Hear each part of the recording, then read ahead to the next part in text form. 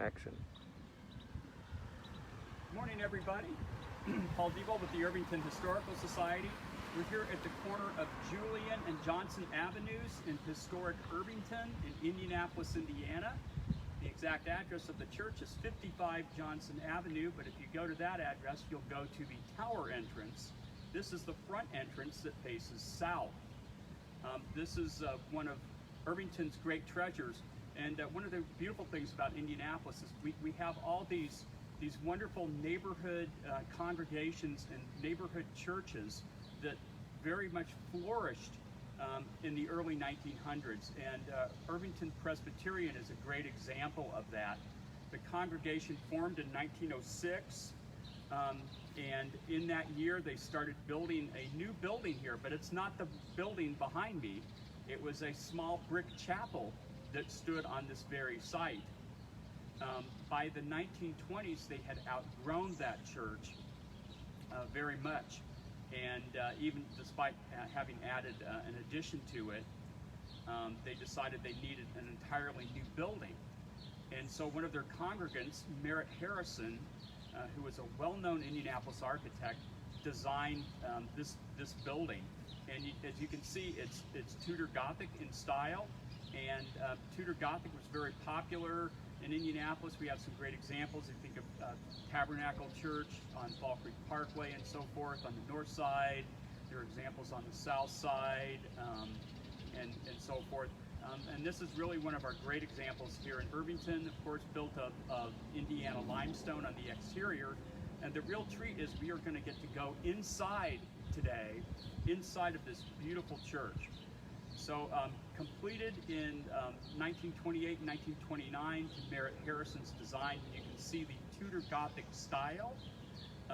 Harrison was an admirer of Ralph Adams Cram, one of the famous American architects at the turn of the century. And if you think of buildings such as the Cadets Chapel at West Point, that was one designed by Cram, and that building and others like it that Cram designed set the tone for reviving Tudor Gothic architecture in America. So we're going to go on inside. We have with us today Reverend Robert Hymack, the pastor here. We're going to mask up and we're going to go inside and take a look.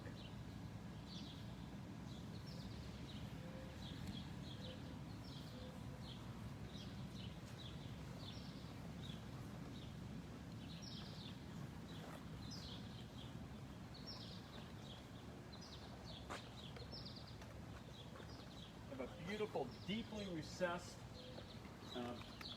archway as you come in. Your architectural trivia for the day, these are called archivolts as we come in, and they produce a deeply splayed jamb, this angled entrance that funnels you into the beautiful building.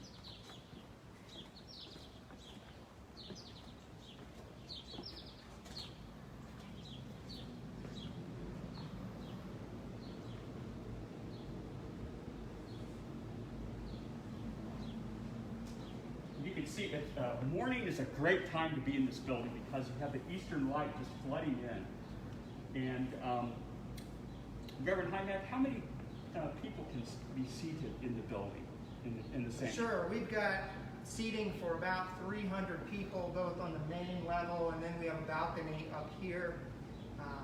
So 300 people, elbow to elbow. Right now, of course, we've got it blocked off for limited seating because of the virus, but Paul's right. The morning is a beautiful time to come in here and see the sun rays light up the stained glass windows. And you might notice that the lower part of the windows are more of the browner colors.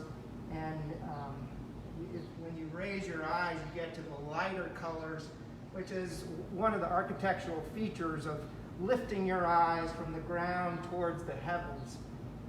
And in many descriptions of the church, the architect talked about this, as well as the timbers on the ceiling that are almost like intertwined hands in prayer. And that's another very interesting feature of the sanctuary. So Reverend Hymack mentioned the timber truss ceiling So in an actual English parish church, in England, the glory of the interior of those small parish churches was the tradition they had of building the roof in timber. So if this was a French Gothic church, they would have stone vaulting. If you think of Notre Dame in Paris, the vaulting on the inside, it's stone.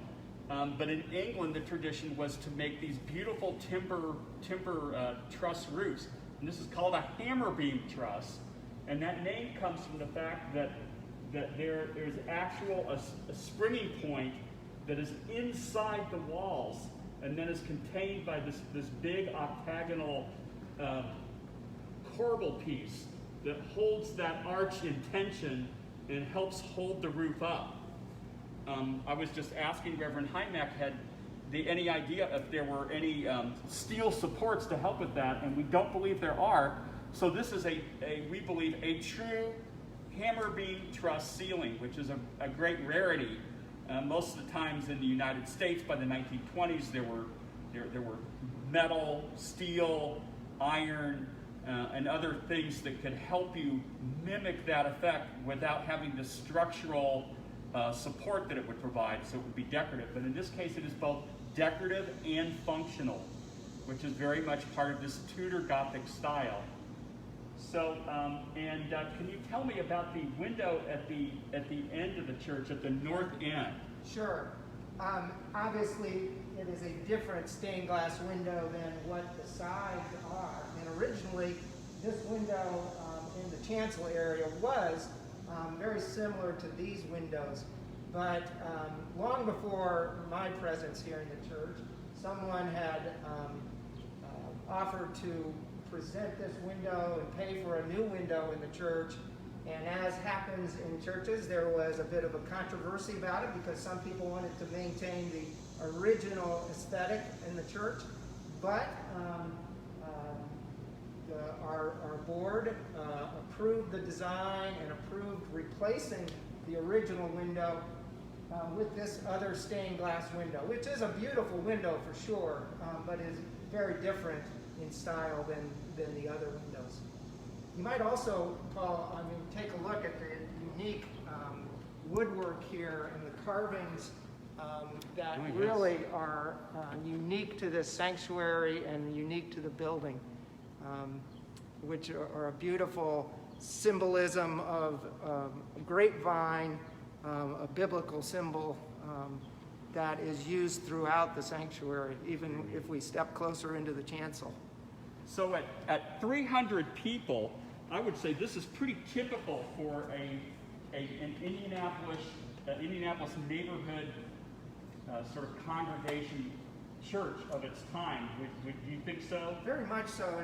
And when it was built, of course, the parking lots weren't here. People mostly came to church from the neighborhoods, walked to church, and as the church grew, the church eventually had several services on Sunday mornings because they couldn't fit everybody in. But clearly, now most people drive to church, and so we have parking lots. So the interesting thing about that fact, 300 people, there are other churches in this style, but to me, the thing the architect did so well is lead your eye upward, as Reverend Hymack was saying. And I think they did that because there's just simply really pretty much one aisle rather than two. And so by bringing the sanctuary in, making it longer and narrower, it makes it feel much higher. This really is no taller than most of the neighborhood churches like it in Indianapolis from the 1920s. It simply feels very much higher because of the way he designed it, which I've always thought whenever I've been in here, was a very, very clever thing to do, to kind of get more bang for your buck by squeezing the people in and making it longer and making it feel so much higher. Okay, yeah, very good. So I think that's pretty much all we have today. We thank Reverend Hymack for letting us in this beautiful historic building here in Irvington. I'm going to close out once more with a plea. I guess I'm going to be the money changer in the temple here. But we are having our needs here, and of course I'm sure the church is having their needs. We're still trying to heat and cool and maintain these buildings, even though there's not a lot of activity in them. Irvington Historical Society being no exception, Irvington Pres being no exception either. So if you can support it, either one of us in any way, or if you would like to buy some advertising with us as we do these Facebook Live posts, please contact us. We would be very interested in that. We thank you for your support. Have a great weekend. Stay healthy, stay safe.